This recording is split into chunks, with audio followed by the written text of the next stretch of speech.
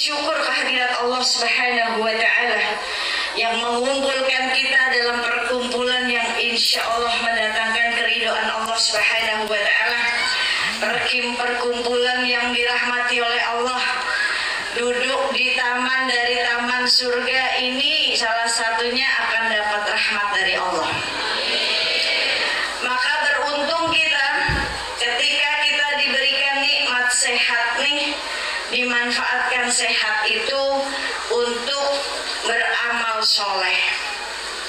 Ketika kita sehat, tapi kalau sehatnya tidak dimanfaatkan setiap waktu buat amal soleh, sayang sekali. Karena waktu di dunia ini sangat-sangat singkat. Kita nggak banyak waktu buat di dunia untuk main-main, untuk bersenda gurau. Tapi dunia tempat kita nih menjalankan amal soleh kita untuk mengumpulkan bekal kita setelah kehidupan, nanti setelah kematian. Jangan dikira begitu kita mati selesai, gak ada kehidupan. Ada bu, justru kehidupannya paling mengerikan itu setelah kematian. Di alam kubur kehidupannya mengerikan. Buat orang yang gak bawa bekal banyak, tersiksa. Buat orang yang di dunianya nggak beramal soleh, kehidupan setelah kematiannya menderita, mengerikan.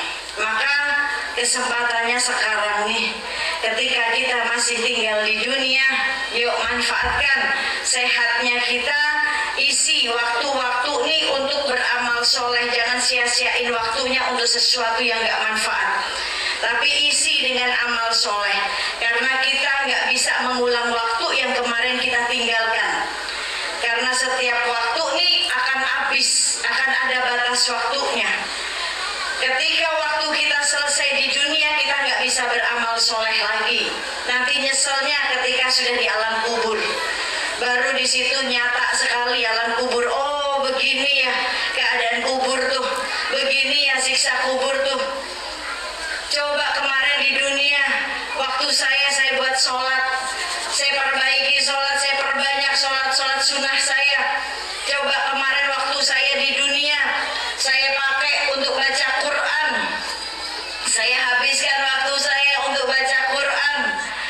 Saya buka Quran saya. Coba kemarin di dunia, harta saya pakai untuk sedekah. Coba kemarin waktu saya di dunia, ketika tetangga saya kelaparan, saya bantu. Udah telat kalau kita mau ngomongin seperti itu. Karena di kubur yang ada kesempitan, kalau di dunia adanya kesempatan. Jadi manfaatkan kesempatan yang Allah berikan ketika kita masih tinggal di dunia, ketika kita masih dikasih sehat afiat oleh Allah. Karena kematian ini mengejar kita bu, dan kematian ini ngejarnya bukan buat orang yang tua aja, yang muda juga dikejar dengan kematian, betul nggak? Kematian ini bukan mengejar yang sakit aja, yang sehat juga dikejar dengan kematian. Jadi kematian bukan untuk yang tua, yang muda mati. Kematian bukan untuk yang sakit, yang sehat pun mati. Contohnya aja suami saya, sehat usianya masih 40 tahun.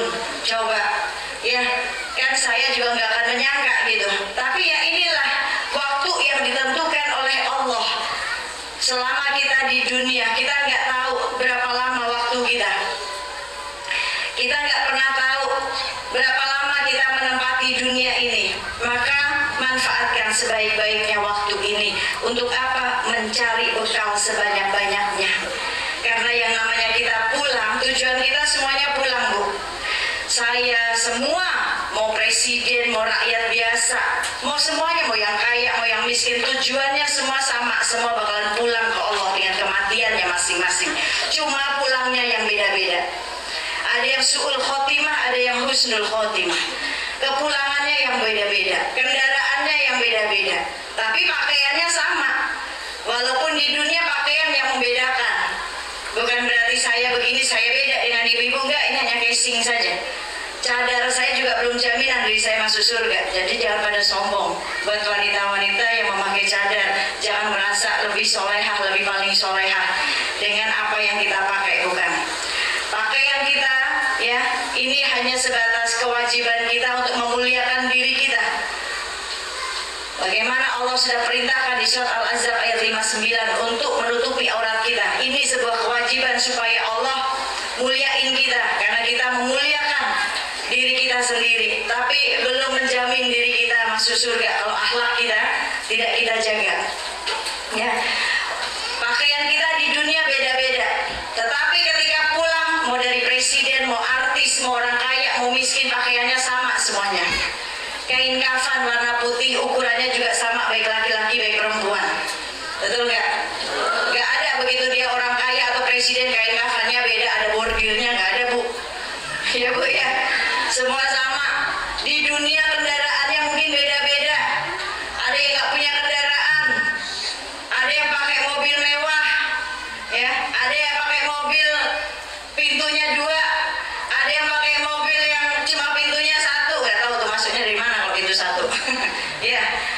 Mobilnya beda-beda, mereknya beda-beda kalau di dunia, tapi begitu pulang ke Allah semua mobilnya sama, semua kendaraannya sama. Kendaraan terakhirnya apa, Bu? Kurung batang, keranda, ya, Bu, ya. Mau presiden, mau menteri, mau orang biasa, mau kaya, ya, mau crazy rich, yang hartanya udah nggak tahu lagi, sama kendaraannya semuanya, keranda, kurung batang, ya, diangkat di atas pundak, kalau nggak di pundak anak kita, kalau nggak di atas pundak suami kita, kalau istri yang meninggal.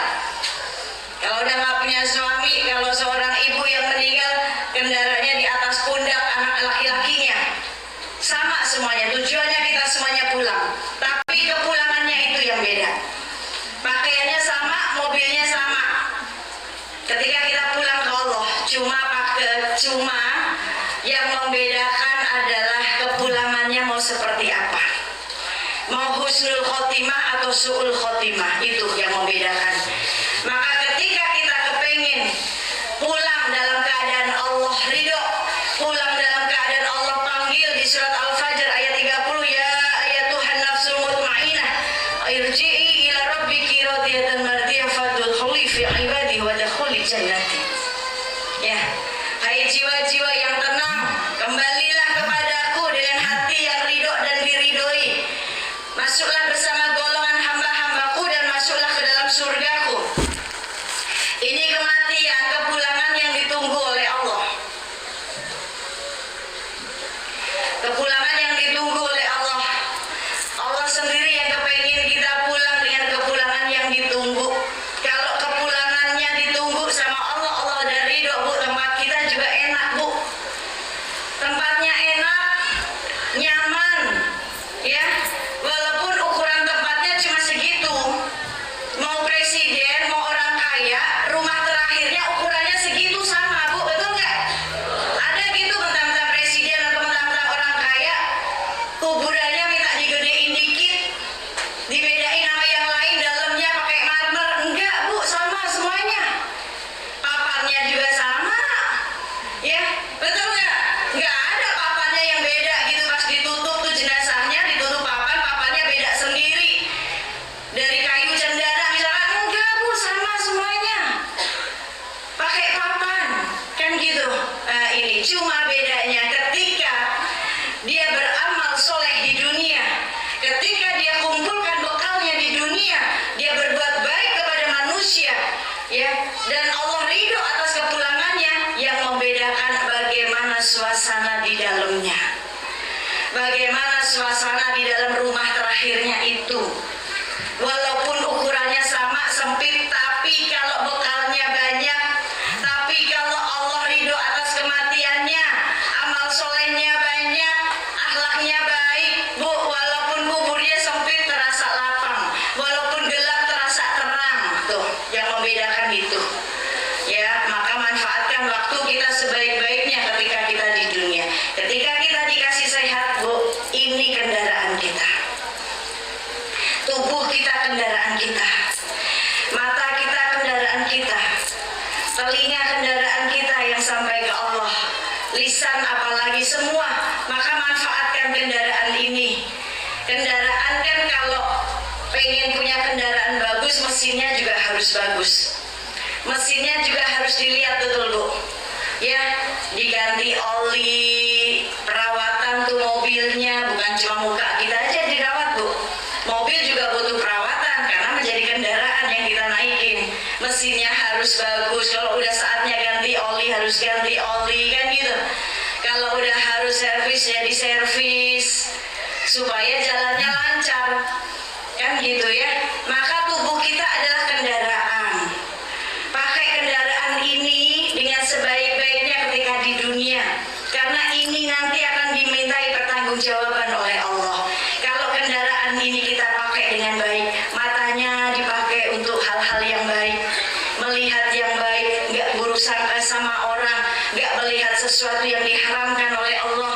Telinganya dipakai di kendaraan dengan dipergunakan dengan baik, sebaik-baiknya, nggak mendengarkan aib orang, keburukan orang. Lisannya nih dipakai untuk berbicara yang baik, bukan buat gibah, bukan buat ngadu domba orang, bukan buat namimah, ya Bu, bukan buat nasihati orang dengan baik, buat berdoa dengan baik, buat baca Quran, buat zikir. Ini lisan. Tangannya dipakai buat bersedekah, buat menolong orang, kan gitu, buat merawat anak, merawat suami, ngelayanin suami, merawat orang tua, ya. Kakinya dipakai untuk berjalan ke tempat-tempat yang baik, tempat-tempat yang manfaat. Ketika kendaraan ini kita pakai dengan baik, ya, kakinya dipakai untuk berdiri sholat di hadapan Allah, ya. Maka kendaraan ini, ya, itu bahan bakarnya itu, Bu. Lisan bahan bakarnya pakai buat baca Quran, buat zikir, buat sholawat. Mata bahan bakarnya buat buka Quran, buat dilihatin tuh ayat-ayatnya Allah, supaya membuat mengajarkan mata kita untuk fokus. Kita kalau sakit mata nih Bu, pakai kacamata udah minus. Sembuhinya Bu buat baca Quran. Difokusin tuh satu-satu. Kan Al-Quran itu syifa Bu. Al-Quran itu obat. Niatin, ya Allah, nih mata saya udah mulai minus, tapi saya kepengen sembuh dengan asbab saya baca Quran, dengan asbab saya melihat Quran.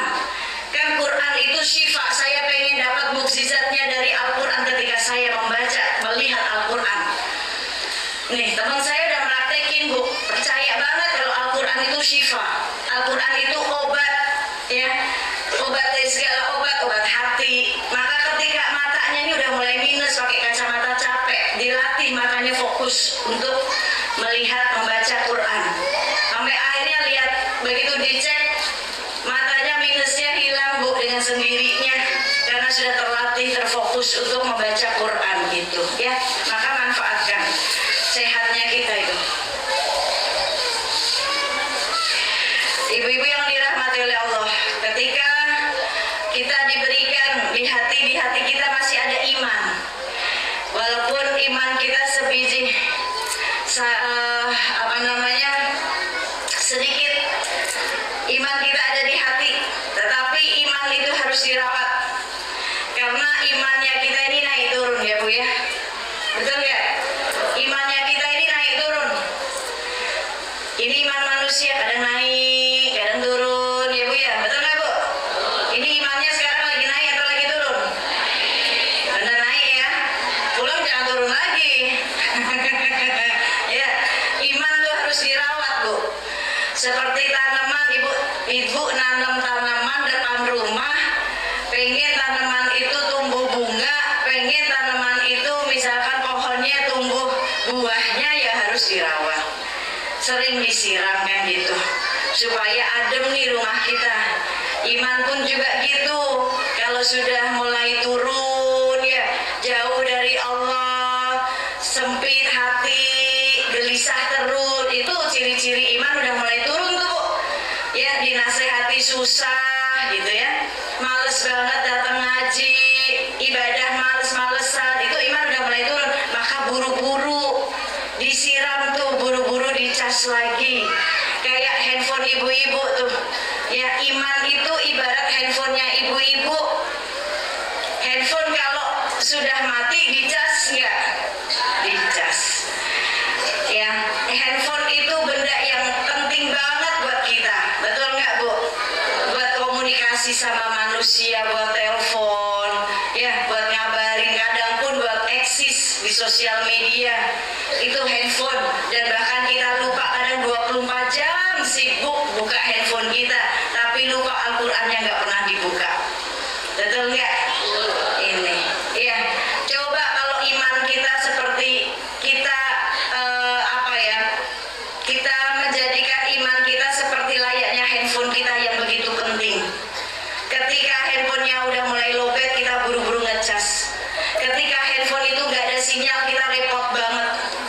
Ya Bu ya, ketika kita keluar rumah terus di jalan baru tahu kalau handphone kita ketinggalan, pasti kita balik lagi ambil handphone kita, bener Bu? Ya, coba seandainya iman kita sudah mulai ngedrop, buru-buru dicas, cari tahu apa sih yang bisa ngecas iman kita nih.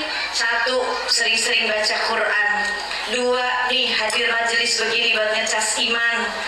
Ya, tenang kita duduk di majelis karena itu janji Allah.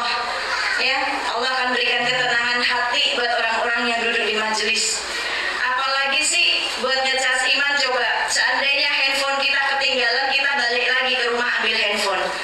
Ya, begitu pentingnya.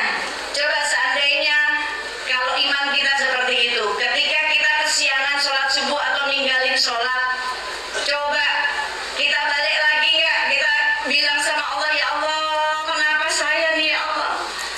Kok kayaknya saya males banget nih ibadah ya Allah? Coba, kan gitu. Maka iman kita itu harus kita ibaratkan kayak handphone. Ibu kalau sinyalnya nggak ada handphone, bingung banget, nggak bisa telepon, kirim pesan juga nggak nyampe-nyampe, kesel aja kayaknya. Ya, mau posting nggak bisa, kan gitu. Coba kalau sinyalnya nggak ada ke Allah, kesel gitu diri kita. Ya Allah, kenapa sih ya Allah, kan gitu. Kok saya jauh banget darimu ya Allah, sholat nggak khusyuk-khusyuk. Coba kali-kali gitu Bu. Ya, ini maka beruntung kita ketika kaki kita dimudahkan, Ibu bisa hadir di sini ya, di pondok ini duduk sama-sama. Kalaupun ada kegiatan rutin, datengin Bu, ilmu itu harus didatengin. Mumpung ini ada fasilitasnya. Dulu kita mau belajar tuh susah banget Bu, jarang banget dulu majelis taklim. Sekarang majelis taklim udah ada di mana-mana. Ya, jadi kalau di sekitar Ibu ada orang buka majelis taklim, datengin.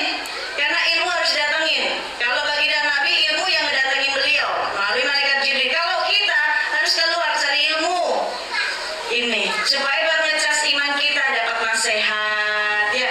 Ketika di rumah suntuk, kita datang ke sini terus dapat nasihat, nasihatnya jelek banget di hati kita. Ya Allah, ini mah gue banget, kan gitu ya. Kadang suka gitu kalau ngejelek di hati. Ya Allah, ini kayaknya aku banget nih, aku pernah ngalamin kayak gini. Nah, dapat solusi akhirnya, kan gitu. Maka ilmu harus dicari ya, karena kita tahu kualitas imannya kita. Iman kita naik turun. Kalau imannya para malaikat Bu, ketika diciptakan, dari awal diciptakan sampai sekarang ya imannya stabil aja, nggak naik nggak turun, stabil. Kalau imannya para nabi kita nggak bisa ragukan lah, imannya naik terus. Kalau imannya iblis nggak naik-naik, turun. Nah kalau iman manusia kadang naik, kadang turun. Jangan sampai udah turun makin turun, jangan ya. Udah turun dinaikin lagi gitu Bu ya. Ini maka beruntung ketika kaki kita dimudahkan duduk di sini ya. Rasul pernah mengatakan Bu, ketika engkau melewati taman dari taman surga, maka singgahlah, berhentilah, duduklah. Taman dari taman surga apa sih Bu? Majelis taklim, majelis ilmu, itu taman dari taman surga. Kita lihat ayat ini Bu, surat Al-Fajr tadi ayat 30, di mana kalimat surganya ditaruh sama Allah di belakang, bukan di depan. Sebelum masuk surga ada kalimat, masuklah bersama golongan hamba-hambaku dan masuklah ke surgaku. Surganya di belakang. Kenapa pertanyaannya Bu? Kenapa nggak ditaruh di depan surganya? Karena masuk surga harus ada asbab muasababnya. Duduklah golongan, masuklah bersama golongan hamba-hambaku. Nih, salah satu penunjang kita bisa masuk surga karena kita duduk di sini kumpul bersama orang-orang soleh, bersama hamba-hamba soleh. Ini yang menjadikan asbab kita. Allah ridho, Allah rahmati, masuklah ke dalam surga, kata Allah, dengan jiwa yang tenang. Karena ketika kita duduk di taman surga, ketika duduk di majelis ilmu, ya Allah berikan 4 perkara ini Bu. Kan Rasul tadi katakan, kalau engkau melewati taman dari taman surga, berhentilah, singgahlah, duduklah, nikmatin. Orang kalau duduk di taman surga tuh nyaman Bu, bener gak? Orang kalau duduk di taman deh, surga. Dulu kita kalau duduk di taman di dunia nih, mau di taman, di alun-alun, ya namanya orang duduk di taman tuh pasti seneng, happy bawaannya ngelihat yang hijau-hijau, ya adem kan gitu. Maka bagaimana dengan taman surga, Bu? Bagaimana dengan surganya? Tamannya aja membuat kita tenang nih, ya. Maka Allah akan berikan 4 perkara nih bagi orang-orang yang duduk di majelis ilmu, duduk di taman dari taman surga. Barang siapa yang berkumpul dalam perkumpulan yang banyak lebih dari 50, oh ini mah lebih dari 50, ya lebih dari 10, walaupun perkumpulannya cuma lebih dari 10 doang, Bu, ada 12 orang, itu sudah dari taman surga. Perkumpulan yang lebih dari 10, lebih dari 20, lebih dari 50, ya maka, dan di dalam perkumpulan itu berzikir, di dalam perkumpulan itu bersolawat, di dalam perkumpulan itu mengkaji kitabullah, membuka kitabullah, kitabnya Allah, mengkaji ilmunya Allah, maka tidak lain Allah akan berikan 4 perkara kepada orang tersebut yang duduk di majelis ilmu. Yang pertama, Allah turunkan nazila alaihi sakinah. Bagaimana Allah turunkan ketenangan hati? Coba, tenang nggak, Bu, kalau lagi duduk di majelis taklim? Tenang, walaupun kakinya pada kesemutan ya, Bu ya. Mau nyelonjor sana, selonjor sini, rubah posisi, nggak apa-apa, Bu, selonjorin aja. Ya kan kita lagi nyantai nih, nggak apa-apa.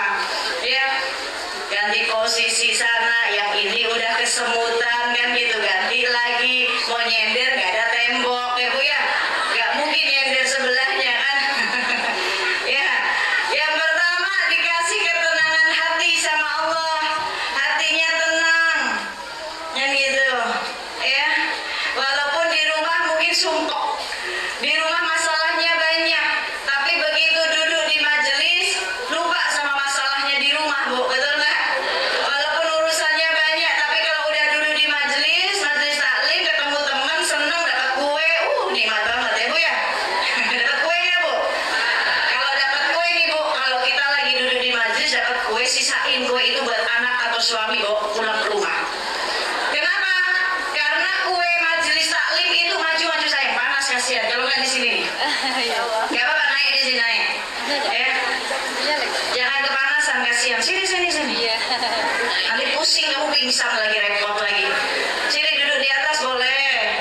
Nah, atau di sebelah sana tuh sebelah sana adem, sebelah sana aja, jangan dipanas. Pindah, naik, pindah sana, naik. Tuh, pindah sini ya, cari yang adem. Jangan dipanas, kasihan. Sana sayang. Tuh yang depan hadroh tuh. Itu kosong. Atau naik sini nih. Ya, sini, maju lagi. Yang panas pindah sini, kasihan. Umi aja di tempat adem aja masih kepanasan. Apalagi kalian panas-panasan. Sini sayang. Majuan. Nah, maju lagi. Kasihan yang di belakang. Iya, maju lagi nih. Kasihan soalnya panas. Ya. Yang pertama tadi, ibu di rumah banyak masalah, begitu duduk di majelis hilang masalahnya. Kalau dapat kue, Bu, bawa pulang, sisain 1 aja tuh. Buat suami, jangan dihabisin semua, apa, Bu? Lapar. Bawa buat suami yang masih punya suami, buat anak. Tahu nggak kenapa, Bu? Ada rahasianya, tahu? Supaya kue yang ada di majelis taklim itu berkah banget. Kalau dimakan sama anak, bikin anak seneng ngaji nanti. Iya benar, saya sering begitu, Bu. Saya kalau lagi ngajar di majelis taklim, saya bagi kue, saya mau bawa pulang. Nanti nyampe meja makan, udah dimakan sama anak-anak. Gitu. Jadi anak seneng ngaji, karena apa? Banyak doa. Kue di majelis itu ya udah didoain, kita zikir. Itu airnya aja banyak berkah, Bu. Bawa tuh airnya nanti, kan gitu. Supaya anak kita nih makan kue itu, tapi jangan lupa nanti kesimpan di tas sampai bulukan lagi. Soalnya pengalaman saya, Bu. Saya simpan di tas 1 hari, saya ada 3 tempat, saya masukin kue di tas. Lupa sampai berminggu-minggu gak saya buka di tas. Ternyata ini kuenya jadi bulukan. Ya ini. Maka pulang mendapatkan solusi setelah hadir majelis. Ya, masalah lupa ketika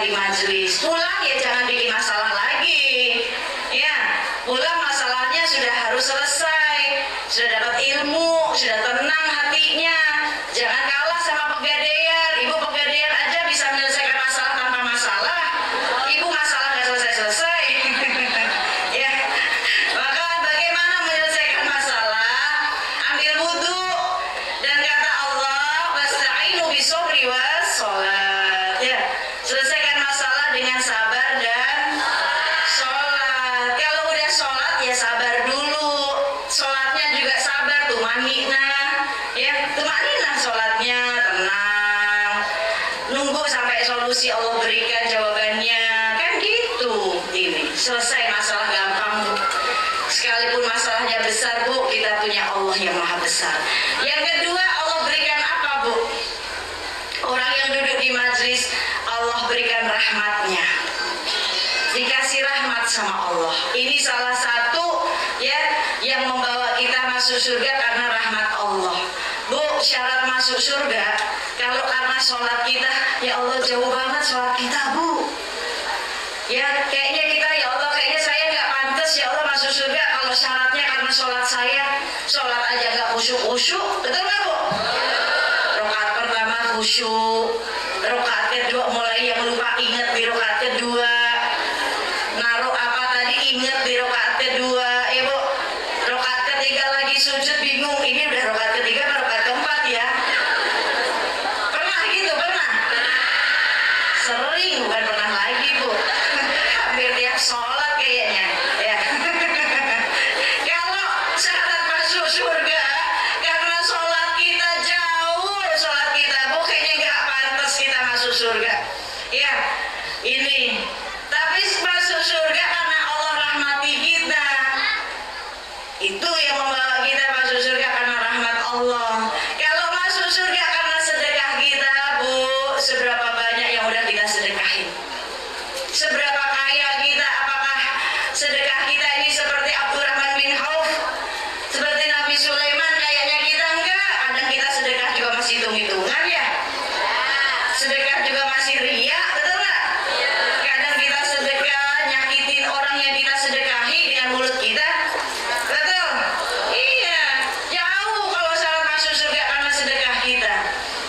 Apa sayang? Kamu mau salin? Wah, pinter.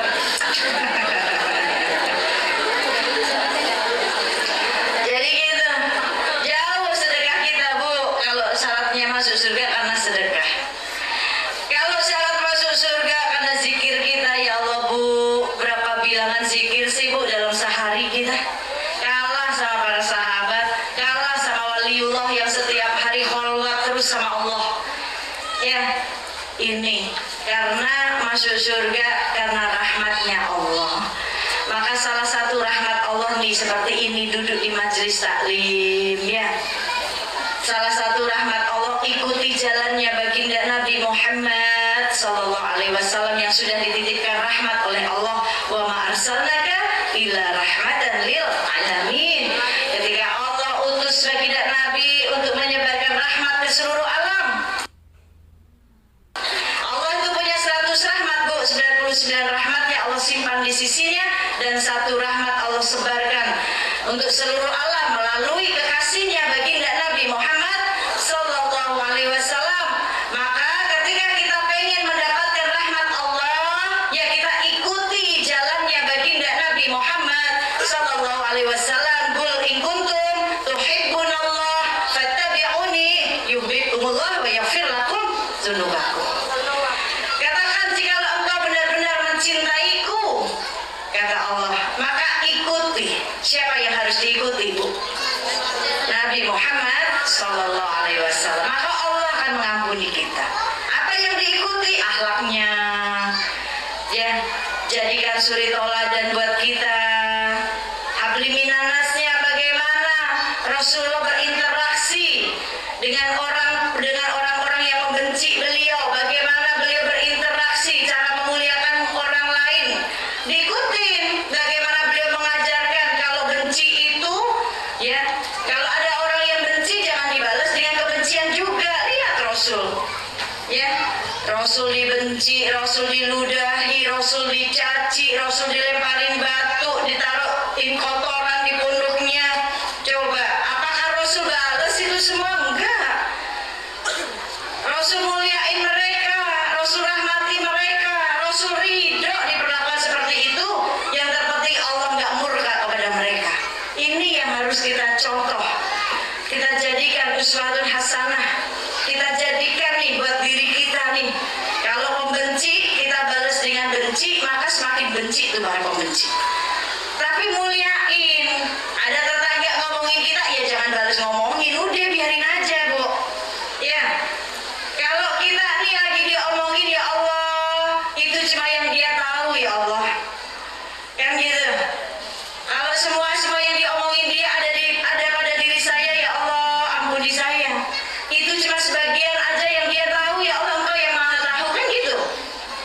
Jangan balas ngomongin lagi, saling buka aib buat apa, Bu? Ya, nggak kelar-kelar. Jadi kayak termos dong, Bu. Termos panas, di luar dingin, di dalam panas.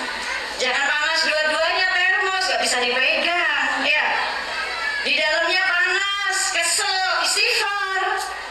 Ya, tapi sesuatu yang panas ketika dituang, diminum enak, Bu. Ngangetin tubuh kita, betul nggak?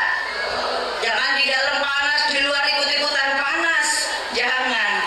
Kan gitu. Ini. Maka cari rahmatnya Allah melalui baginda Nabi Muhammad SAW. Yang ketiga, Allah berikan apa, Bu? Orang yang hadir majelis. Yang ketiga, Allah hadirkan para malaikatnya. Ini malaikat datangnya banyak ke ibu-ibu. Tapi kalau ibu-ibu datang makan tempat. Kalau ini malaikat datangnya nggak makan tempat, Bu. Pakai ruh, ya, dengan nur, dengan cahaya, dan kita mata kita yang banyak maksiat nih nggak bisa lihat malaikat. Tapi banyak malaikat yang datang ketika orang-orang duduk di taman dari taman surga. Apa yang malaikat lakukan? Malaikat pandangin satu-satu nih, dilihatin semuanya, mereka ini pada ngapain aja sih? Yang tidur juga dicatat nanti sama malaikat, makanya dibangun. Jangan tidur, Bu, jangan tidur. Mentang-mentang anginnya enak nih, jadi tidur. Bangun, Bu. Yang nyender dilihatin juga sama malaikat. Nanti pahalanya bagi dua sama tembok ya, Bu ya. Siap, temboknya disenderin dulu dari tadi. Ya, ini malaikat dilihat-lihat tuh nih, kita nih ngapain sih ngumpul-ngumpul di sini, ngapain sih, manfaat atau enggak? Dilihat sama malaikat. Begitu kita selesai majelis, kita pulang ke rumah masing-masing, malaikat pun kembali ke Allah. Lalu Allah bertanya, "Ya malaikatku, apa yang engkau lihat di sana? Ngapain mereka di sana tuh? Berkumpul sebanyak itu, mereka ngapain?"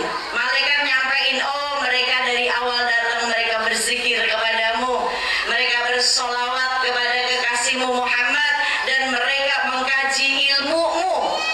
Cerita malaikat. Maka kalau di majelis biasain sebelum mulai majelis tuh kita zikir atau setidaknya baca Asmaul Husna, ya, lalu isi dengan sholawat, baru deh tuh buka kitab Allah, baru mengkaji ilmunya Allah. Maka begitu malaikat menyampaikan hal itu kepada Allah, apa jawab Allah, Bu, yang keempat? Dikasih apa yang keempat kita? Allah mengatakan, "Ya malaikat, sampaikan kepada mereka, aku ampuni dosa mereka semuanya." Bersyukur, Bu, ya, udah dapat kue, dapat minum, cuma disuruh diem aja udah. Capean saya, Bu, ngomong mulu dari tadi. Ibu enak sambil bisa makan kue, ya kan? Nggak kepanasan, nih panas banget Ibu di sini. Ya kan, Ibu sambil makan kue dengerin saya ngomong mulu dari A sampai Z. Ya kan? Nah, ini beruntung banyak banget kita dapat kebaikan dari Allah. Dapat 4 hal. Apa tadi, Bu? Yang pertama, kalau nyimak berarti tahu, kalau diem aja berarti nggak nyimak, tidur kali tadi. Yang pertama apa, Bu? Cakep, dikasih ketenangan hati. Yang kedua, cakep, diberikan rahmatnya. Yang ketiga, pinter. Yang keempat, top markotop. Ibu-ibu di sini tepuk tangan dong. Berarti nyimak, sayang, saya nggak bawa hadiah. Udah nanti kue ini bagi-bagi dah. Ibu-ibu yang dirahmati oleh Allah. Tapi, Bu, nggak cuma cukup ngaji doang. Ya, nggak cuma cukup duduk di sini sampai sejam. Enggak. Kita ketika menuntut ilmu keluar dari rumah, ya, dari ilmunya kita itu harus mampu merubah 2 hal dalam diri kita. Apa yang pertama, Bu? Harus merubah bicaranya kita. Harus merubah apa, Bu? Bicara. Yang tadinya seneng gibah, udah sering ngaji nggak mau gibah lagi tuh. Ada di sini yang masih seneng gibah? Ada? Ada? Ada? Astagfirullah Rabbal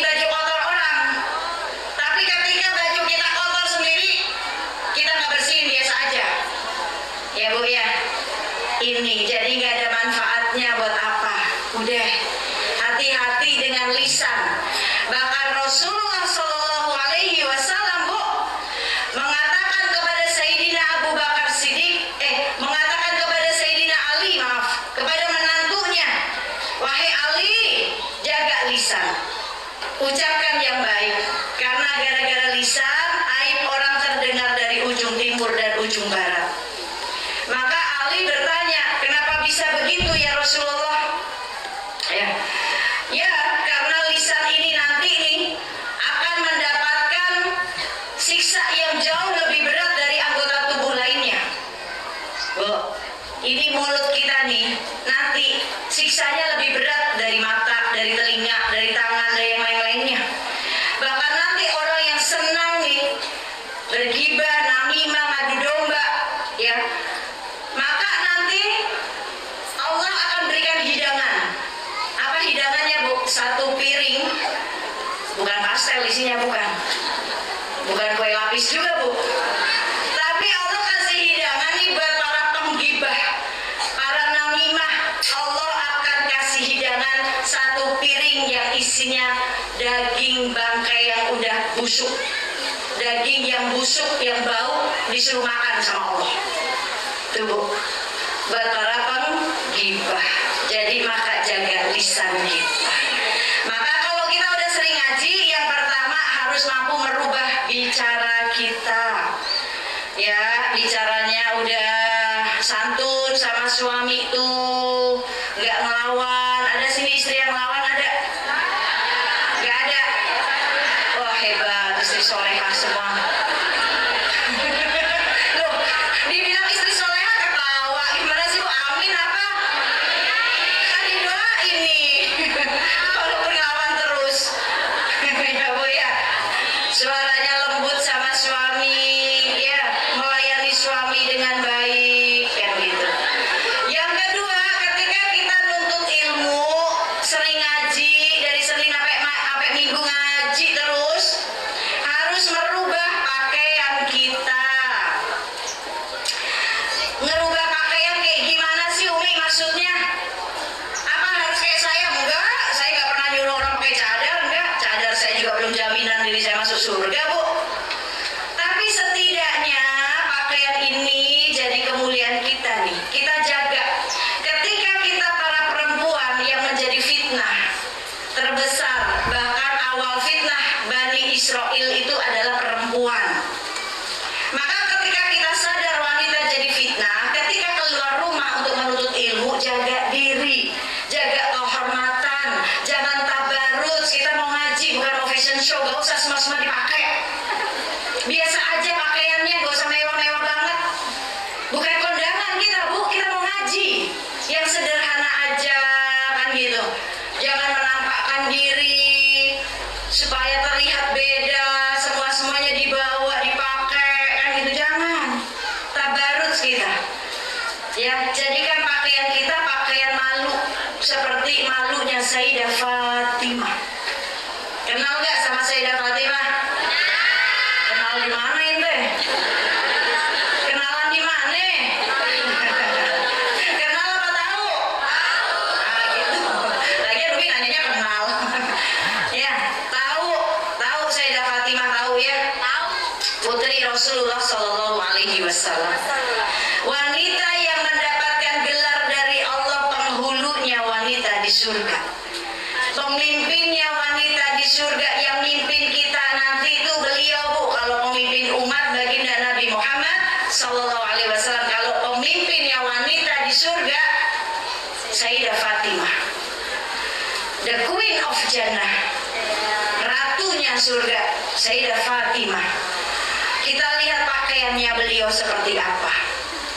Bahkan ketika Rasulullah Sallallahu Alaihi Wasallam sedang duduk di sebuah majelis bersama para sahabat, ketika Rasulullah sedang mengajar, Rasul ingat akan satu ayat, bahwa di situ ayatnya berbunyi semua manusia akan berjalan di atas api jahanam masing-masing. Maka Rasul menangis ketika mengingat ayat itu, Bu, bahwa semua manusia akan berjalan di atas api neraka. Rasul menangis. Apakah itu nanti termasuk umatku? Rasul menangis hingga tangisannya gak ada yang bisa menghentikan. Semua sahabat pengen ngertiin tangisan Rasul, Rasul masih menangis mengingat ayat itu, Bu. Sampai akhirnya menantunya Sayyidina Ali pulang mengabarkan kepada istrinya, yaitu Sayyidah Fatimah, wahai istriku Fatimah, ayahmu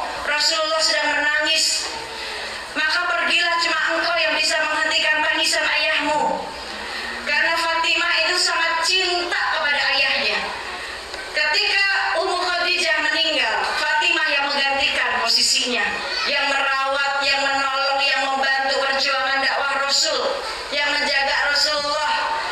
Maka begitu Fatimah mendengar Rasulullah menangis sedih, Fatimah langsung menemui ayahnya. Ketika Sayyidah Fatimah masuk ke sebuah masjid, Bu, yang dimana ayahnya Rasulullah sedang mengajar, semua mata laki-laki ini tertuju kepada Fatimah. Semua mata ini langsung memandang Sayyidah Fatimah. Begitu melihat Sayyidah Fatimah masuk, laki-laki ini langsung bertakbir, Bu, Allahu Akbar. Apa yang mereka lihat dari sosok Fatimah, Bu? Apakah mereka melihat kecantikan Fatimah? Bu, kira-kira melihat kecantikan Fatimah enggak? Enggak, karena Fatimah enggak terlihat cantiknya. Tertutup auratnya rapat. Bahkan matanya aja enggak kelihatan, Bu. Kalau ibu melihat tuh di Arab, wanita-wanita yang tertutup banget wajahnya sampai matanya nggak kelihatan. Pernah lihat, Bu? Pernah nggak? Udah pernah ke Mekah belum? Belum? Sian ya. Saya doain biar Allah kasih rezeki, ya, biar Allah pilih bisa umroh semuanya, bisa ziarah ke makam Rasulullah SAW. Gak ada yang nggak mungkin bagi Allah, Bu. Asal kitanya terus doa, ya, perbaiki niat, minta terus kuatkan. Ya Allah, saya kepengen, ya Allah, saya kepengen ziarah, ya Rasulullah, ya Allah, tolong ya Allah, tapi saya nggak punya uang, ya Allah, gimana caranya deh, ya Allah, gitu aja, Bu. Kan Engkau maha kaya, ya Allah, Engkau punya jalan, cara buat ngeberangkatin saya, ya Allah, gitu, Bu, paksa Allah, Bu, ya, ini. Tapi ibadah kita juga kencengin, tahajud rutin bangun, terus minta sama Allah, gak ada yang nggak mungkin. Bayasuhu min haitsu la yahtasib. Allah berikan rezeki dari arah yang tidak disangka-sangka. Ada aja nanti tiba-tiba didatengin Allah, ada orang lain yang ngajak ibu pergi umroh atau menang undian umroh, kan gitu, gak ada yang tahu, ya. Maka ketika Sayyidah Fatimah masuk, Bu, ya, semua laki-laki memandang dia dan bertakbir Allahu Akbar sambil terus menangis. Apa yang mereka saksikan dari diri Fatimah? Cantiknya nggak terlihat. Apa? Ternyata mereka melihat pakaian yang dikenakan Sayyidah Fatimah penuh dengan 20 tambalan. Lalu bagaimana pakaian kita? Itu the Queen of Jannah loh, Bu. Ratunya, pemimpinnya, putri Rasulullah kekasih Allah. Pakaiannya sederhana, bahkan penuh dengan tambalan. Ya, dia tutupi auratnya. Bahkan beliau nih, Bu, ketika melihat seorang jenazah digotong di atas tanduk, ya, maka beliau raut wajahnya langsung berubah. Asma binti Abu Bakar bertanya, wahai Fatimah, kenapa raut wajahmu berubah ketika engkau melihat jenazah tersebut? Fatimah mengatakan, aku membayangkan diriku di sana. Ketika tubuhku ditaruh di atas tanduk, diangkat, semua orang akan bisa melihat postur tubuhku. Walaupun sudah ditutupin kain kafan, ya, Bu, kan nggak kelihatan auratnya. Tapi Fatimah nggak mau kayak gitu. Akan terlihat postur tubuhku. Tubuhku masih dilihat oleh orang. Jadi ketika aku nanti mati, tutupi. Minta ditutupi, ada punya tandu saja, tapi ditutupi kayak keranda gitu, Bu. Ditutupi keranda, jadi postur tubuhnya nggak kelihatan. Kan kalau bicara postur, oh Fatimah ternyata kurus ya, oh ternyata pendek, gemuk, panjang. Nah itu postur. Beliau nggak mau sampai posturnya tuh diketahui oleh orang. Tuh lihat, saking beliau menutupi, memuliakan dirinya di dunia, maka Allah muliakan beliau. Ketika nanti beliau mau melewati jembatan Shiratal Mustaqim, ya, Bu, kan jembatan Shiratal Mustaqim itu licinnya luar biasa. Satu helai rambut dibelah jadi 7. Di bawahnya api neraka, api jahanam yang menyala-nyala, licin sekali. Banyak orang yang terpleset ketika melewati itu. Tapi ketika Sayyidah Fatimah akan melewati Sirat, Allah berseru kepada penghuni mahsyar, wahai ahlul mahsyar, tundukkan kepala kalian, pejamkan mata kalian, dan Fatimah bintu Rasulullah akan melewati Sirat. Gak ada orang bisa melihat, Bu, satupun. dimuliain sama Allah lewat beserta 70.000 bidadari dan beserta para pecintanya yang kenal sama Fatimah, yang follow Fatimah, yang mengikuti Sayyidah Fatimah, yang jadi followersnya Sayyidah Fatimah dengan mengikuti apa yang Sayyidah Fatimah lakukan, dari rasa malunya, imannya, pakaiannya, sabarnya, taatnya kepada Allah, kepada suaminya, semua diikuti cara hidupnya Sayyidah Fatimah. Oh, mana para pecinta Fatimah? Berjalanlah di belakang Sayyidah Fatimah. Rugi kalau nggak ada kita, Bu. Maka follow, jadi followernya, Bu. Ikuti siapa sih sosok Sayyidah Fatimah ini yang menjadi pemimpinnya kita di surga. Nah itu ya, pakaiannya sederhana, Bu. Jadi kita kalau ngaji harus 2 hal tadi. Yang pertama apa, Bu? Bicara kita harus berubah, ajib. Yang kedua, pakaian kita berubah. Maksudnya berubah, kita jaga nih pakaian kita, nggak usah bermewah-mewah kalau lagi hadir majelis. Jangan mencolok, jangan tabarut, ya udah sederhana aja. Mau pakai hitam semua bagus, jadi nggak kelihatan kalau punya bajunya itu doang. Kayak saya kan gitu, Bu. Pakai baju itu, mulai baju saya cuma itu doang, nggak kelihatan kan? Gitu. Daripada harus ganti lagi, penuh lemari, Bu. Buat apaan, ya kan? Gitu. Udah satu hitam aja tuh, hitam tuh manfaatnya banyak, Bu. Yang gendut nggak kelihatan. Ya, Bu ya. Ketutup tuh kurus, ya kan? Jadi kelihatan kurus tuh kita. Nah, itu manfaatnya hitam. Hitam lambang kemuliaan. Lihat batu Hajar Aswad hitam. Lihat kiswahnya Ka'bah, apa warnanya? Hitam.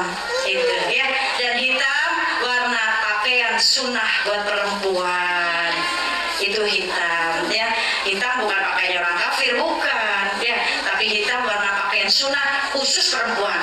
Kalau laki-laki putih, kalau perempuan hitam ya, supaya nggak terlihat ya. Itu hitam ya. Baik ibu-ibu yang dirahmati oleh Allah, kita bicara tentang jaga lisanmu supaya selamat akhiratmu. Ini lisan, bahayanya lisan, Masya Allah, Bu ya. Orang bisa selamat di dunia karena lisan. Orang bisa gak selamat di dunia gara-gara lisan ya. Lisan itu bisa muliain kita, bikin kita terhormat. Lisan juga bisa membawa kita ke neraka, menghancurkan kita sendiri. Maka jaga. Salah satu ciri-ciri wanita solehah ya, ciri-cirinya wanita yang solehah itu yang taat. Di surat An-Nisa ayat 34, qanitatun, yang taat. Taatnya yang seperti apa nih? Taat kepada Allah, yang menjaga dirinya, kehormatannya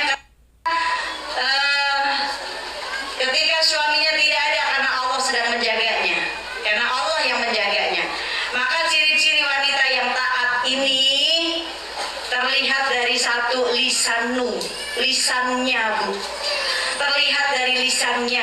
Dia gunakan apa lisannya?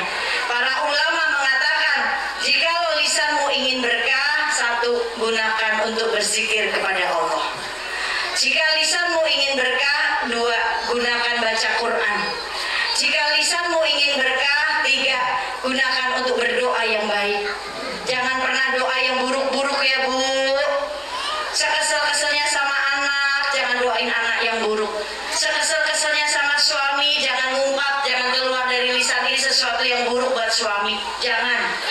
Karena kita sedang meminta kepada yang maha baik, Allah Subhanahu wa ta'ala. Masa mintanya buruk? Allah aja gak pernah kasih kita yang buruk-buruk, enggak. Keburukan apapun yang buruk dalam diri kita itu, dalam kehidupan kita, atas ulah tangan dan lisan kita sendiri. Allah gak pernah kasih kita sesuatu yang buruk, enggak. Itu ulah tangan dan lisan kita sendiri. Maka jangan pernah bicara yang buruk-buruk ya, Bu ya, sekalipun kepada suami. Habis saya kesel sama suami saya, Umi pelitnya luar biasa. Udah gak pernah sholat, ya Allah, soleh juga kagak. Pengen suami soleh, Bu, ganti aja namanya soleh, susah amat. Kan jadi soleh tuh suaminya ya. Bu, lihat siapa yang dilihat? Istri Fir'aun. Ibu tahu istri Fir'aun? Tahu. Kenal? Tahu Fir'aun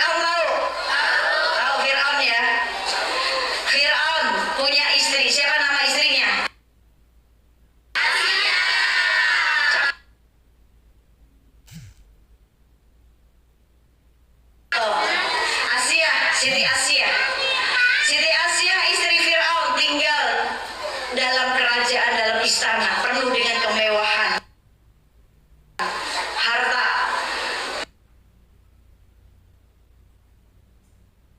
harta, harta, disuguhi kemewahan, ya, disuguhi kemewahan, lezat-lezat, harta. Perumpamaan istri yang beriman ketika mendapatkan suami seperti Fir'aun, dia tetap beriman kepada Allah, tetap melayani suami dengan baik, bertutur kata yang baik, ya tahu tuh, ya SD, SMP, SMA, terus sampai kuliah, itu semua ada peran ayah kalian. Maka doakan. Sekalipun ayah kalian udah meninggal, tetap doakan, karena doa anak yang soleh dan solehah yang diharapkan oleh orang tua kalian. Yang kedua, doa ibu untuk anaknya. Bu, doain anak yang baik-baik. Jangan keluar dari mulut kita nih sesuatu yang gak baik buat anak kita, walaupun masih kecil nih Bu. Kan kadang tuh ibu tuh gak sadar nih, kalau lagi duduk di majelis anaknya lari-larian, ditarik sampai dibilang, diam gak? Malu sama ustazahnya, anak siapa sih kamu? Ya Allah, dia yang lahirin dia lupa. Ya Bu, ya, dia yang lahirin dia yang lupa, sampai bilang, anak siapa sih? Bandel banget. Itu doa Bu. Bandel itu ucapan, jangan sampai akhirnya dia karena dibilang bandel, dia akan bandel terus sampai besar. Jangan. Ya, lihat, tercetak ulama-ulama besar atas doa dari ibunya. Imam Sudes, Imam Masjidil Haram, ya, Imam Bukhari, coba, ya, Al-Habib Abdullah Alawi Al-Hadad, ya, beliau tercetak dari seorang ibu yang salehah, yang tidak pernah keluar dari lisannya doa yang buruk. Imam Sudes, lihat, dari kecilnya sama Bu, layaknya anak-anak, lari sana lari sini, lempar sana lempar sini. Ketika itu kena makanan ibunya cuma bilang, ya Allah nak, Umi doakan kamu jadi imam besar Masjidil Haram. Jadi Bu, kalau ibu lagi taraweh tuh, nah biasanya yang imamin beliau tuh, Imam Sudes tuh, doa dari seorang ibu. Maka doakan yang baik-baik. Yang ketiga, doa istri untuk suaminya. Maka doakan, ya, doakan suami dengan baik. Walaupun belum soleh, doakan supaya soleh. Tapi tugas ibu tetap berbuat baik, melayani suami dengan baik, taat. Yang kasih hidayah ibu atau Allah? Allah. Tapi asbabnya bisa melalui ibu, dengan kesolehannya ibu, dengan kesantunannya ibu, ya. Maka menjadi turunnya hidayah buat Allah, kan gitu ya. Yahdillahu linurihi mayasya. Allah memberikan hidayah kepada siapapun yang Allah kehendaki.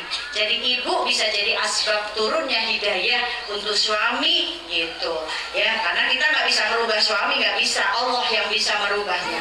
Tapi Allah kepingin lihat dari diri istri tersebut apa yang dilihat. Lihat beluakum ayyukum ahsanu amalan. Allah ingin melihat dari diri istri ketika si istri diuji oleh suaminya, yang dilihat siapa yang paling baik amalnya. Mana amalan terbaikmu wahai istri? Karena ujiannya nih suami perantaranya buat nguji amalnya di mana, sabarnya kayak gimana. Ini kata Allah ya. Maka doakan yang baik. Lisan, jaga lisan. Maka ibu-ibu yang terakhir adalah ketika ada seorang wanita mendatangi Rasulullah SAW. Sahabat wanita ini bertanya kepada Rasulullah, ya Rasulullah, jikalau para lelaki ini bisa ikut denganmu berjuang, berdakwah, berperang, maka mereka para lelaki ini mendapatkan pahala syahid ketika mereka mati. Sedangkan kami para perempuan gak bisa seleluasa laki-laki ikut denganmu ya Rasulullah. Tapi kami kaum perempuan pengen mendapatkan nilai yang lebih di hadapan Allah. Maka apa yang harus kami lakukan ya Rasulullah? Tanya wanita ini. Maka Rasul mengatakan, ya ayatun nisa, wahai kalian perempuan. Berarti nasihatnya buat kita juga Bu, bukan buat ya, bukan buat sahabiah aja ya ketika itu datang menemui Rasulullah, tapi buat kita. Wahai kalian perempuan, jikalau kalian memang ingin mendapatkan nilai yang lebih di hadapan Allah seperti laki-laki, ketika para laki-laki bisa ikut leluasa denganku berdakwah, berperang, membantuku, dan kalian tidak bisa, maka kalian pun bisa mendapatkan nilai yang lebih di hadapan Allah. Asal latih hatimu, isi hatimu dengan 3 hal ini. Catat, Bu. Yang pertama, isi hatimu bil ilmi. Isi hatimu dengan ilmu. Ilmu yang seperti apa, Bu? Ilmu yang kita cari, ilmu yang kita terus jaga nih, ya. Bagaimana kita kenali Allah melalui hati kita. Kenapa? Karena hati ini pusat pandangannya Allah. Hati tempat Allah memandang, Bu. Namanya tempat kalau dipandang bersih itu enak tempatnya. Kalau tempatnya bersih enak dipandang. Maka hati ini spesial. Hati ini lebih berharga dari apapun, dari jabatan kita, dari pakaian kita, dari wajah kita, ya, dari tas yang kita bawa, dari mobil kita. Karena nggak dilihat sama Allah semua itu. Tapi Allah yang dilihat sama Allah hati dan amal kita. Maka kata Rasul, jika engkau ingin mendapatkan nilai lebih di hadapan Allah, yang pertama isi hatimu dengan ilmu, bil ilmi. Ilmu mengenal Allah, kenali Allah. Karena hati ini sarana kita mengenal Allah. Karena hati pusat pandangannya Allah. Allah lihat hati kita. Ibu nggak tahu hati saya isinya seperti apa.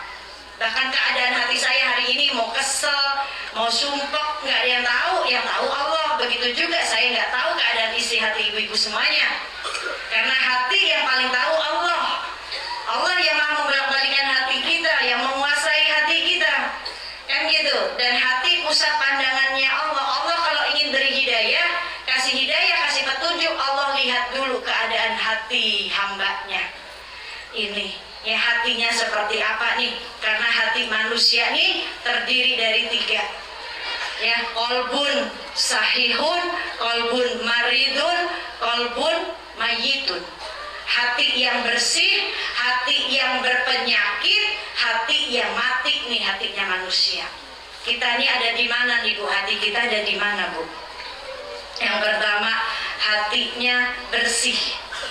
Dia jaga hatinya. Kenapa? Karena hati itu terus dilihatin sama Allah. Mukanya dia nggak dilihatin sama Allah, tapi Allah lihat hatinya. Ini hati mesin, Bu. Mesin ibadah. Kalau mesinnya rusak, rusak semuanya. Maka rawat mesinnya. Ibu punya mesin cuci, kalau nggak dirawat, kalau mesin cucinya rusak, ibu nyucinya manual pakai tangan, capek. Tapi kalau mesin cucinya bermanfaat, lancar, ya, ibu bisa ngerjain kerjaan yang lainnya, bisa sambil nyapu, sambil masak, karena itu mesinnya bekerja sendiri. Maka rawat mesinnya. Begitu juga hati kita adalah pusat pandangannya Allah. Maka orang yang satu, yang sifatnya tadi kolbun sahihun, hatinya bersih. Kenapa? Karena dia jaga, dia isi hatinya dengan ilmu. Ilmu apa? Ilmu mengenal Allah. Oh, Allah ini maha pengasih, maha penyayang. Allah maha rahman rahim, ya. Allah maha pemaaf. Kenapa aku harus membenci orang kalau Allah saja tidak pernah benci kepada hambanya? Nih, orang-orang yang hatinya bersih, yang masuk ke dalam golongan kolbun sahihun, hati yang bersih, dia jaga karena hatinya dipandang sama Allah. Dia isi hatinya dengan ilmu yang tadi Rasul katakan, isi hatimu dengan ilmu, ilmu mengenal Allah, kenali sifatnya Allah. Allah maha pengasih dan penyayang. Oh, saya harus berkasih sayang kepada orang lain. Saya nggak akan simpan benci, dendam di hati saya, enggak. Ini golongan pertama, ya, dapat ilmunya, kenal Allah. Yang kedua, kata Rasul, isi hatimu bil amal. Isi hatimu dengan amal. Ketika kita sudah punya ilmu tadi, hati kita kenal Allah. Allah maha pengasih, maha penyayang. Praktekin, Bu, amalin. Oh, saya juga mau kasih sayang dengan hamba Allah. Oh, Allah maha pemaaf, gak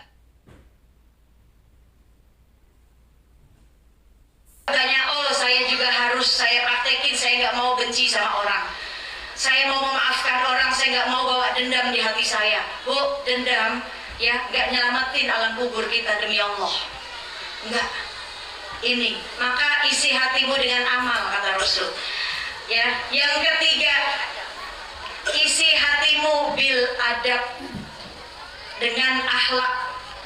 Ketika hati kita baik, sudah mengenal Allah yang maha baik, yang gak mau pernah membenci hambanya, Allah yang berkasih sayang, maka kita akan beramal dengan ilmu tersebut. Kita pun akan berkasih sayang kepada orang lain. Buah dari ilmu dan amal adalah akhlak kita kepada orang lain. Ini ya, kembali tadi, golongan manusia yang hatinya bersih tadi, dia sudah mengenal Allah, dia akan jaga hatinya. Yang kedua, qalbun maridun, hati, punya hati tapi penyakitan semua. Punya hati tapi isinya penyakit tuh hatinya. Iri, dengki, hasad, suka menghasut orang, dendaman.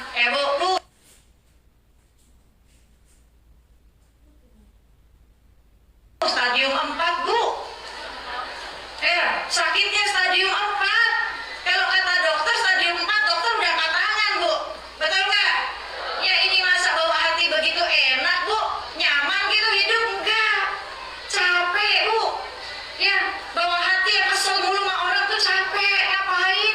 Udah hidup tuh nikmatin, hidup bersyukur.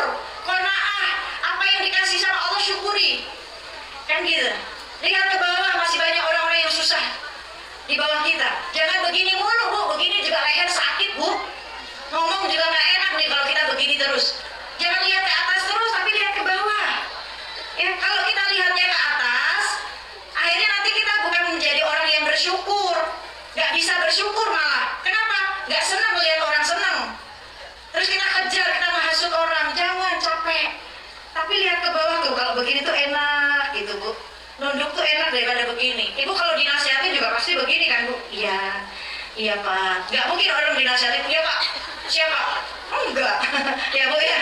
Benar nggak? Pasti nunduk. Nunduk tuh jauh lebih nikmat daripada harus begini terus, capek lehernya. Ya, ini. Hatinya banyak penyakitnya.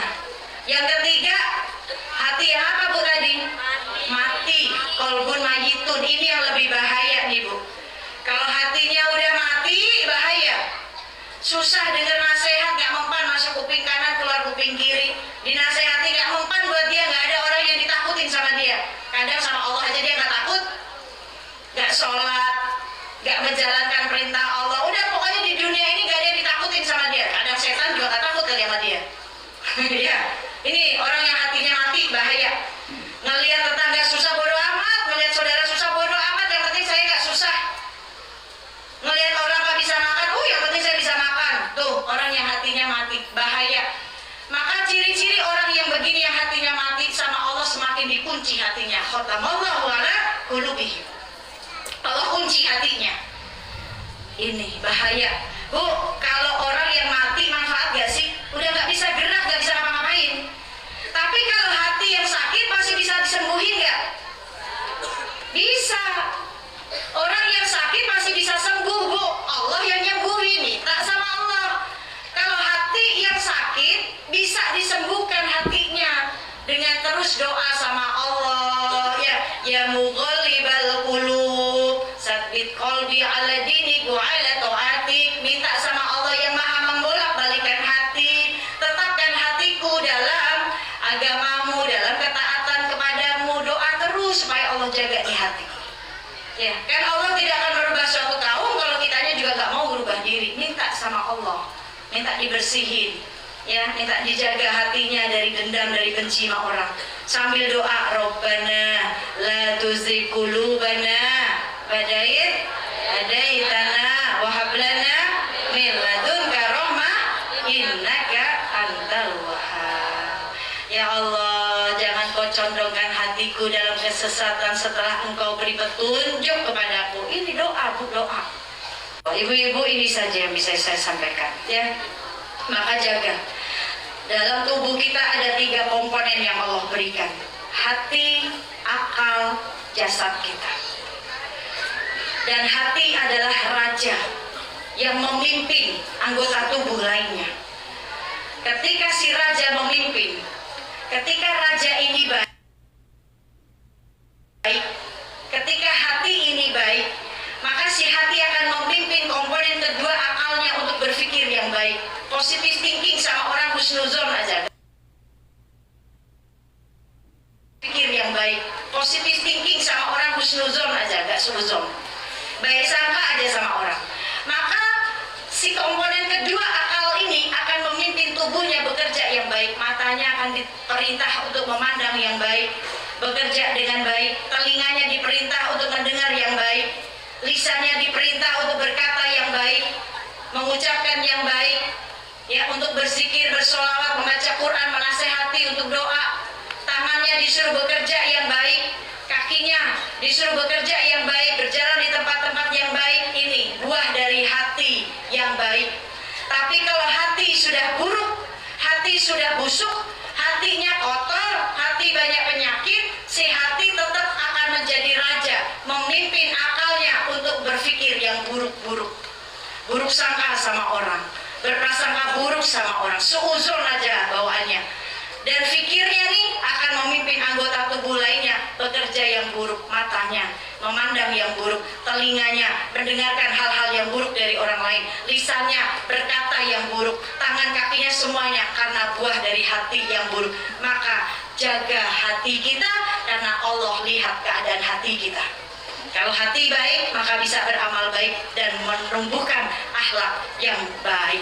Dalam tubuh manusia ada segumpal daging, darah itu daging. Jika daging itu baik, baik semuanya. Tapi jika daging itu busuk, busuk semuanya. Jika daging itu buruk, buruk semuanya. Maka jaga hati kita. Insya Allah. Ini saja yang bisa saya sampaikan. Kurang lebihnya mohon maaf. Yang bodoh ilmu ini lagi belajar. Ya, malu sama ustazah-ustazah semuanya. Ya, doakan saya sehat afiat. Hari ini, habis ini ada satu lagi. Setelah itu saya baru kembali ke Jakarta. Saya sudah 12 masjid, Bu, di sini, Bu. Ya, udah 12 masjid, saya udah jadi mama Medan ini. Ya. Iya, karena kelamaan di Medan, jadi saya jadi mama Medan ini. Ya, kemarin saya makan durian di Ucok situ. Makan durian Ucok, ya. Pulang-pulang mules perut saya. Kebanyakan makan durian sama mama Medan itu hebat-hebat. Sudah tua suka durian. Gak takut kolesterol, lewat kolesterol.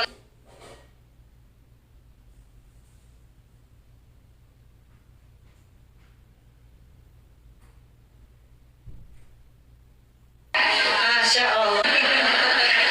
Masya Allah. Kalau biasanya kalau double job amplopnya double. Ya Bu, saya nggak butuh amplop. Isinya aja, tahu aja ustazah kan kita sama profesinya. Ya di rumah Bu, isinya yang kagak ada. Ya nggak Bu, bercanda. Yuk, saya niatin dakwah saya nih Bu buat nyenengin Nabi. Buat nyenengin Nabi Bu, buat nyelamatin akhirat saya, akhirat anak-anak saya, akhirat suami saya. Saya dakwah ini bukan keinginan saya, bukan Bu. Orang saya bodoh ilmu gak kayak kalian mondok. Saya gak pernah mondok Bu. Ya, SD biasa, sekolah Islam biasa. SMP, SMA biasa, sekolah negeri. Kuliah, gak pernah mondok. Ya, pendidikan agamanya ya standar aja. Kan gitu. Cuma pas ketika saya punya anak, hamil anak yang ketiga, saya mulai sekolah lagi tuh di Al-Azhar, ambil jurusan mempelajari dakwah Islam. Jadi selama 1 tahun, ambilnya 1 tahun aja dan udah lulus. Cuma itu, tapi bukan untuk mempersiapkan diri saya dakwah, bukan. Hanya sebagai madrasah buat anak-anak, dakwah ke anak-anak saya, karena 24 jam anak-anak saya sama saya. Kalau ayahnya kan sibuk setiap hari dakwah 24 jam, pulang malam. Jadi setiap hari ya di rumah yang ngedidik saya. Makanya saya harus punya ilmu kan gitu. Harus jadi madrasah pertama buat anak-anak saya kan gitu. Nah ibu tuh ya madrasah pertama ya ibu. Ya guru pertama ya ibu kan gitu. Nah, maka pentingnya kita punya ilmu kan gitu. Jadi madrasah untuk anak-anak, nasehatin, didik, kenalkan Allah, kenalkan Rasulullah kan gitu ya. Tapi bukan buat dakwah saya, tetapi jalannya beda. Akhirnya takdir itu bekerja, diperjalankan sama Allah.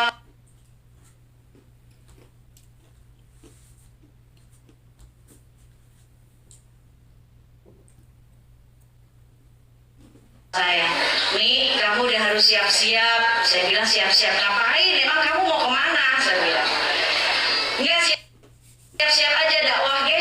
Kamu mulai ceramah." "Ah, enggak lah. Saya mau bodoh ilmu. Orang taunya pendakwahnya kamu, bukan saya. Saya mah udah di rumah aja ngurus anak-anak, ngedidik anak-anak kan gitu. Jadi ustazahnya buat anak-anak aja.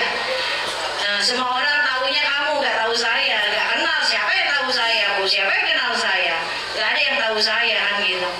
Terus akhirnya beliau bilang, "Sebentar lagi semua orang bakalan tahu kamu. Sebentar lagi semua orang bakalan lihat kamu, nggak akan lihat saya." Saya nggak ngerti itu, Bu, sama omongannya beliau. "Sebentar lagi nih semua orang bakalan lihat kamu, nggak akan lihat saya." Saya nggak punya firasat beliau bakalan pergi, bakalan meninggal. Orang sehat tadi saya bilang. Beliau sehat, nggak sakit. Beliau masih muda, 40 tahun. Ketika itu umur saya 37 tahun. Kalau beliau sekarang sudah 10 tahun meninggal, berarti umur beliau sekarang sudah 50 tahun dan umur saya 47 tahun. Maka ketika itu saya nggak paham, ya. Udah pokoknya kamu bismillah sampaikan walaupun cuma satu ayat. Ajak orang-orang ini, dakwah itu kan mengajak ya Bu ya. Bicarakan saja tentang kebesaran Allah. Bagaimana kecintaan Allah, sayangnya Allah sama hambanya. Kasih sayang kebesarannya Allah. Bicarakan kepada umat tentang kebesaran Allah. Bicarakan bagaimana cintanya Rasulullah sama kita. Ingatkan umat untuk sering bersolawat kepada baginda Nabi Muhammad. Ini yang kelak membawa selamat. Ini yang kelak membawa cintanya Allah. Selamat kita mati husnul khotimah, salah satunya banyak sholawat. Udah bicarakan itu aja. Ya, saya masih mikir, udah saya nggak dengerin tuh Bu. Maksudnya nggak saya ambil, oh saya harus dakwah, enggak. Karena saya pikir ya beliau yang dakwah, bukan saya. Akhirnya terus beliau bilang, "Mi, nanti ya kamu kalau ada rezeki, kamu bikin rumah yatim." "Kenapa kok begitu?" Saya bilang. "Kan sudah ada pondok." Saya bilang, "Kan beliau punya pondok." "Oh bukan, beda. Itu pondok mah umum, bukan buat yatim. Tapi bikin rumah yatim yang benar-benar anak yatim yang putus sekolah tinggal di situ, gratis, dididik agamanya, dibenerin bacaan Qur'annya, ya, panggil guru-guru para penghafal Qur'an buat ngajarin baca Qur'annya, buat kasih ilmu agama. Banyak teman-teman para penghafal Qur'an yang cari kerjaan, ya sudah suruh mereka kerja di situ, ya, ngedidik anak-anak yatim. Ibunya pun kalau perlu suruh tinggal di situ, belajar bareng. Karena suaminya yang dibutuhin bacaan Qur'an, amal, ya, dari istrinya, doa dari anak-anaknya, udah didik. Karena kalau ibunya nanti meninggal, anak yatim nggak bingung tinggal di mana, yaitu rumahnya dia. Karena kalau suami udah meninggal, biasanya istri bingung mau dapat kerja apa, mau cari nafkahnya gimana, apalagi kalau anaknya banyak, terus nggak punya rumah, biasanya tinggal sama saudara. Gara-gara itu jadi pada berantem aja, ya Bu ya. Ternyata ya benar Bu, yang diomongin beliau tuh benar, kayaknya beliau udah nyiapin banget gitu, ya. Terus beliau bilang, "Karena anakmu bagian dari yatim."